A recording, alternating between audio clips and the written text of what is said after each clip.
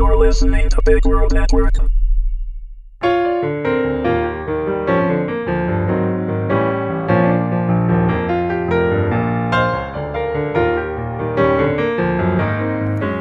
Amazing Grace, Episode 4. Written by James Hellvig, read by Meagan Hedin. Rubbing his eyes, Dale pushes back from the computer terminal and stands with a grunt. Mac has informed him of the APB. Every agency in the country is actively looking for Tammy and the arms merchant Demonis Alumno. Facial recognition software thus far hasn't been able to match the photograph of Regis with any person in the database. I don't like it, but this might be the only way to draw the bitch out. Damn it, Tammy, you should have let us in on this. The muted buzz of his phone vibrating in his pocket interrupts his thoughts. Answering, Kat's mellifluous voice fills his ear. You'd better get down here. We've got a full-scale mutiny on our hands. Closing his eyes, Dale curses softly, saying into the phone, Shit, let me guess. Anna and Mother Steele? Voice flat, Kat replies, Yep. Brenda's been coerced too. I'm holding everyone at the front entrance. In the background, an indignant Mother Steele's voice says sharply, I will not be shushed, young man. This is followed by Brenda's strident bellowing of, Coerced! I've never been forced into anything.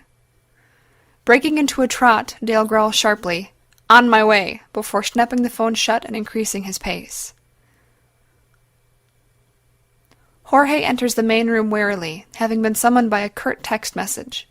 The high-backed chair behind the desk shields his view of whoever may be sitting there. Cautiously, he approaches the desk. He pastes the bland expression onto his face while he stands, waiting to be acknowledged. Come on, you crazy. Are you going to stand there all day? A voice like a razor slicing through silk asks directly behind him. Jerking in surprise and banging his hip into the desk, Jorge whirls around, barely suppressing a yelp of fear. Chuckling at his discomfort, Demonis Alumno seems to glide past him. She rounds the desk and swivels the chair forward before plopping down noisily. I have wonderful news for you, Jorge. You're going home. Isn't that wonderful?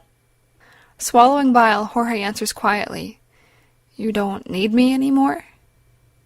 Staring directly at him with a dead expression, Demonis Alumno replies coldly, You still have a purpose. That purpose has just changed. Tammy Fuller is back in the city, and you and your little gang are going to help manipulate her in the proper direction. Nodding, Jorge ventures hopefully, So we don't need the weapon anymore? Leaning forward and scowling, her voice becoming scornful, Demonis Alumno says, That project is no longer your concern. Do what I ask, exactly as I ask it, and you may yet survive. Motioning with a wave of her hand, the arms dealer dismisses him. Turning away, Jorge's thoughts are already planning his disappearance when Demonis Alumno says softly, Your grandmother and nephew are really enjoying the vacation you sent them on.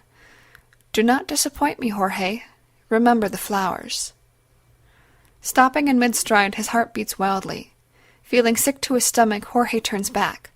Struggling to compose his features, he utters an astonished, Vacation? Smiling wickedly, Demonis Alumno says, Yes, such a good grandson. A world cruise. Why, they could be anywhere by now. Shoulders slumping, Jorge nods, spinning back towards the exit. Demonis Alumno's mocking laughter follows him down the hall. The Soviet-made tactical nuke is designed to be carried by a long-range bombers or high-performance fighter aircraft. Weighing just less than 2,800 pounds, it has an astonishing yield of 1.9 megatons. 4 men have just finished dismantling the major components and are now struggling to load the bulky main chamber into the shielded container. The specially designed container can fit in the bed of most pickup trucks and looks exactly like a large toolbox. The secondary parts will begin their journey in the morning on several separate vehicles. The entire device will be driven through Asia and into Africa, smuggled by small ships into South America, and then driven into the United States. It has been tried before. The difference this time is the amount of money and the people involved. Professional soldiers for hire, mercenaries. Yawning, the middle-aged man jerks a thumb over his shoulder, indicating the cooler filled with iced drinks, none of them alcoholic. Drink up, lads. We're in no hurry. We've got months. Grumbling as they dig through the ice, the trio gives him a flock of birds, showing their unified disdain at the available beverages.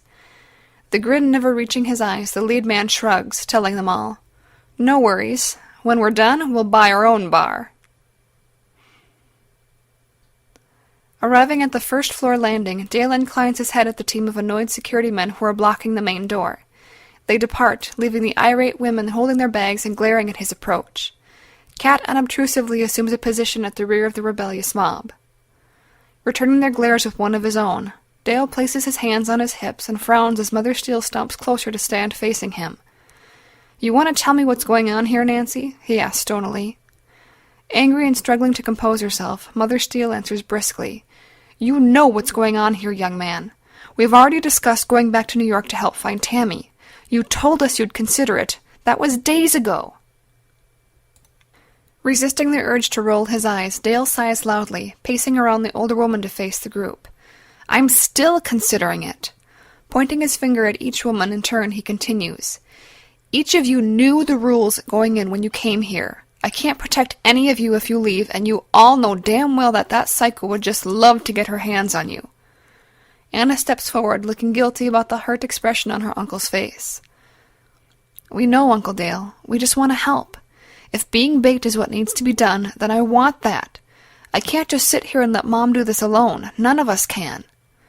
Mother Steele lightly takes Dale's elbow and says softly, "We know what we're asking. Isn't there a secure place in the city we can use? Some way that we can draw this person out into the open?" Face tightening, Dale looks at the assembled women and says hotly, "Do you know how dangerous what you're asking to do is?" Holding up her hand with the missing finger, Mother Steele nods, whispering, "Indeed I do." As Dale opens his mouth to object, Anna interrupts him, saying, "I've done the research, Uncle Dale. Using assets to draw out opponents is SOP. Jaw clenching, Dale leans closer to his niece, taking her by the shoulders and whispering fiercely, "You are not an asset. None of you are." Kat steps forward, shaking her head and meeting Dale's angry gaze. "As much as I hate to admit it, the kid's right, Sergeant Major. If we do this right, we can secure and minimize their exposure." Pointing his finger over Anna's shoulder, his voice rising and becoming clipped in a command tone, Dale responds with, "That's enough, Major." Hugging her uncle, Anna squeezes hard, saying into his shoulder, "Please, Uncle Dale, I promise I'll do what you say. Just let me help." Looking from face to face, his arm slowly coming down to hug his trembling niece, Dale mutters softly, "Shit." As he pulls away from Anna, Dale wipes a tear from her face with a scowl, grumbling, "Fine. Get this crap back to your rooms. We've got arrangements to make. Kat, you're in charge of their training. Nobody leaves your site without prior approval. Understood?" Grinning, Mother Steele says smugly, "Whatever you say, sir." Turning his back and storming away, Dale snorts, replying snidely, "That'll be the damn day."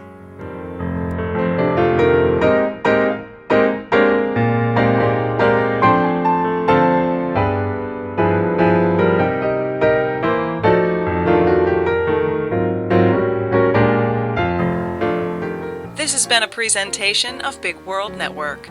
Visit us on BigWorldNetwork.com for more free weekly series, or follow us on Facebook and Twitter. Thanks for listening.